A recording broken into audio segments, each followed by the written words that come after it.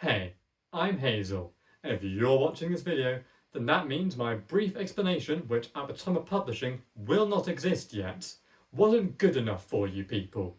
So today I'm going to break down the process for my film reviews.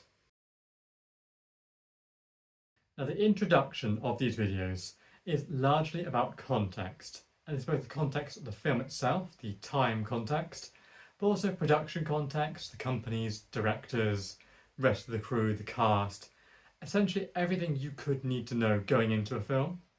And for particular films, which are deeply political in nature, this will also include an overview of the politics themselves.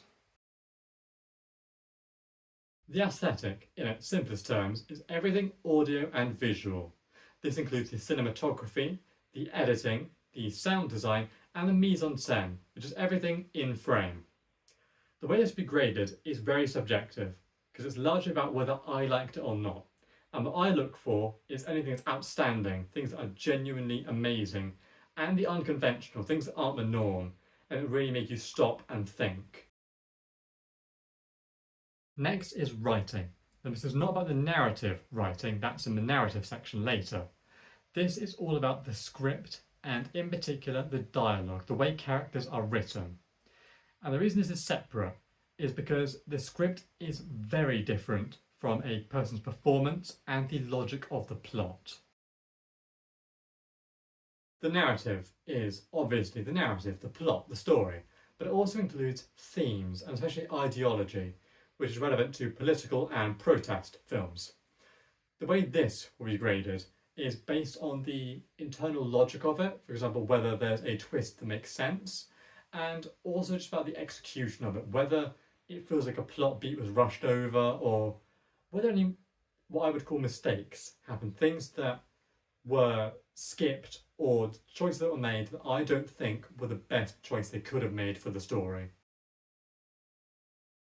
Performances are all about the performances of the actors, and this includes the lead actors and also extras and side characters, essentially every single actor in the film.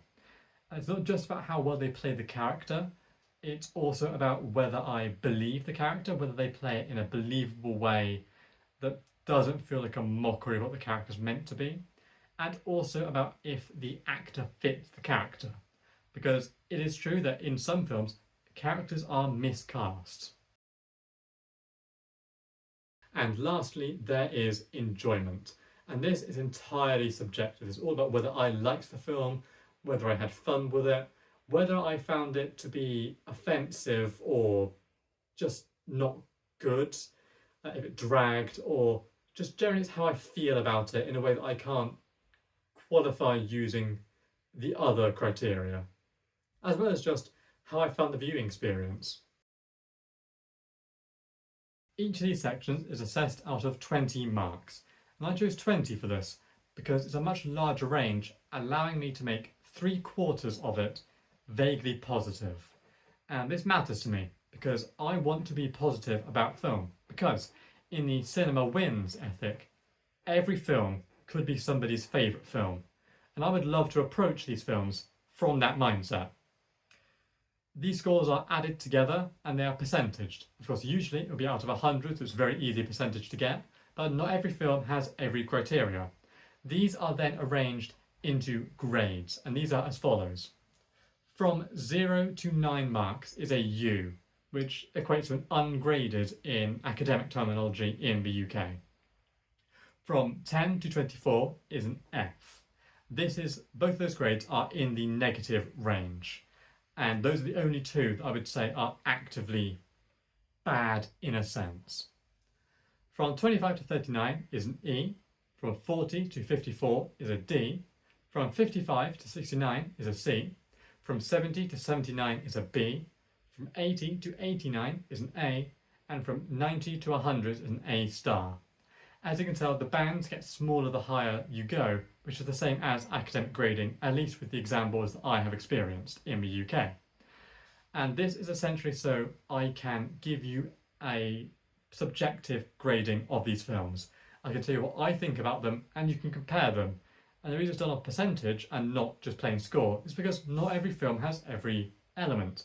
Documentaries don't have performances usually.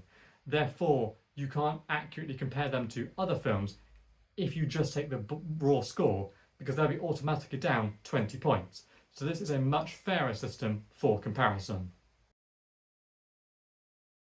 Now, when we look at the percentages of the scores themselves, anything in the range of 0 to 25%, you should generally avoid, in my opinion. Doesn't mean it's necessarily bad, but you will gain nothing from watching it. And in my eyes, if you enter and exit a film as the same person, that film fundamentally fails to do its job. 25 to 50% is worth watching, if not urgently. You can watch it anytime, you're not going to lose anything by watching it. And it's of decent enough quality, you're not going to be upset at any point during it, or it's not for reason the film doesn't intend for you to be upset. But it's nothing outstanding.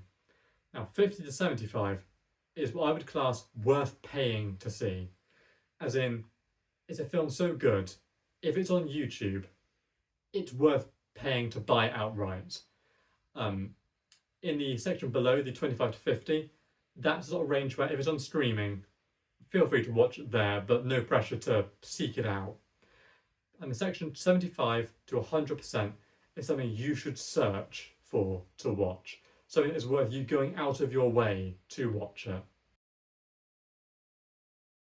At the end of the video, when the grade is presented alongside any other comments I have, I will also be including a warning.